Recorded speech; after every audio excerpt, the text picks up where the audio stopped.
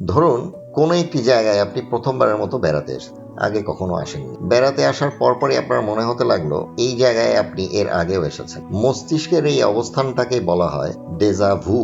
হঠাৎ মনে হয় এই মুহূর্তটা আগেও আপনার জীবনে ঘটেছে। কারোর সাথে কথা বলছেন, মনে হচ্ছে এই কথা এই মানুষের সাথে আপনি আগেও বলেছেন। কোনো একটি ঘটনায় এখনকার মতো অনুভূতি আপনার আগেও হয়েছে। সমস্ত কিছুই যেন চেনা চেনা লাগে, যেন এসব আপনার জীবনে অতীতে একবার ঘটে গেছে, কিন্তু কখন ঘটেছে, কোথায় ঘটেছে কিছুই আপনি মনে করতে পারছেন না। বিজ্ঞান বলছে মস্তিষ্কের দুটি অংশ, হিপোক্যাম্পাস যা ঘটনা সম্পর্কিত স্মৃতি তৈরি ও সংরক্ষণে মুখ্য ভূমিকা পালন করে, এবং রাইনাল কর্টেক্স যা বস্তু ও মুখমণ্ডল চেনার ক্ষমতার জন্য বিশেষভাবে গুরুত্বপূর্ণ। কখনো কখনো মস্তিষ্কের সিগন্যাল মিসম্যাচ হয়ে যায়।